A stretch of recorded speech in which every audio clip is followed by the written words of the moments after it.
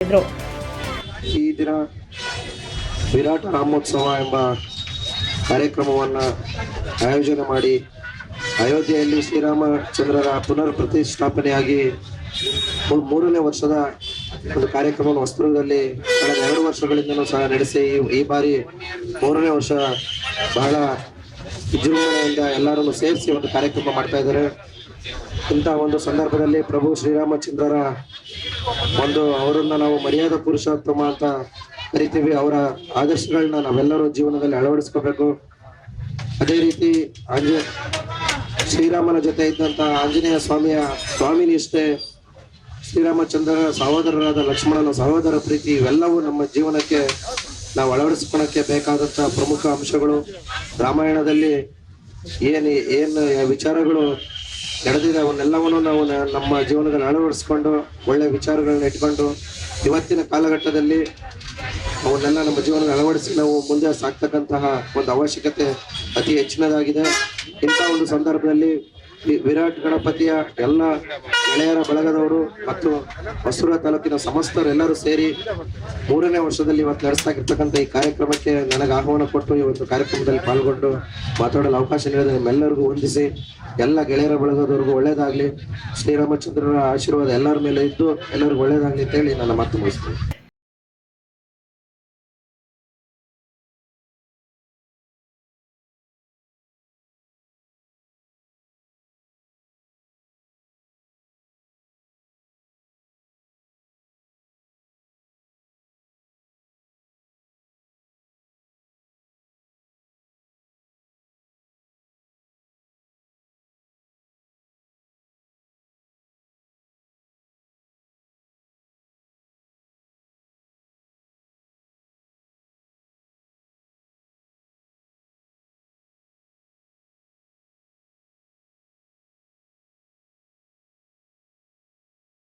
ಸತ್ಯ, ನಿಷ್ಠೆ, ಪ್ರಾಮಾಣಿಕತೆ, ಆಡಳಿತ, ಈ ಎಲ್ಲಾ ವಿಚಾರಗಳಿಗೂ ಅದರಲ್ಲೂ ವಿಶೇಷವಾಗಿ ಏಕಪತ್ನಿತ್ವ, ಇದೆಲ್ಲದಕ್ಕೂ ಪ್ರಪಂಚದ ಮೂಲ ಒಂದು ಬ್ರಾಂಡ್ ಹೆಸರು ಅಂತಂದ್ರೆ ಪ್ರಭು ಶ್ರೀರಾಮಚಂದ್ರ ಪ್ರಭು.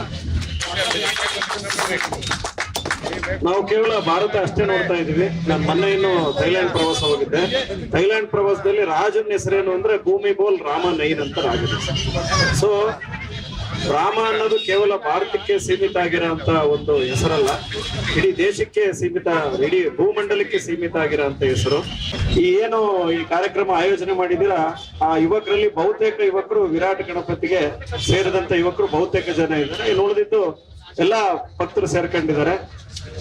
ನನಗೆ ಈ ಯುವಕರು ನೋಡಿದಾಗ ಏನ್ ಅನ್ಸುತ್ತೆ ಅಂದ್ರೆ ಇವ್ರು ಎಷ್ಟ ಶ್ರದ್ಧಾ ಭಕ್ತಿಯಿಂದ ಮಾಡ್ತಾರೆ ಅಂದ್ರೆ, ಇಲ್ಲಿ ಯಾವ್ದೇ ಒಂದು ಪೊಸಿಷನ್ ಅಧ್ಯಕ್ಷ, ಉಪಾಧ್ಯಕ್ಷ, ಕಾರ್ಯದರ್ಶಿ, ಗಿರ್ಯದರ್ಶಿ ಯಾವ್ದೋ ಪೋಸ್ಟ್ ಮೇಲೆ ನಾನು ಹುಡುಗ ಅಂತ ಮಾಡಲ್ಲ.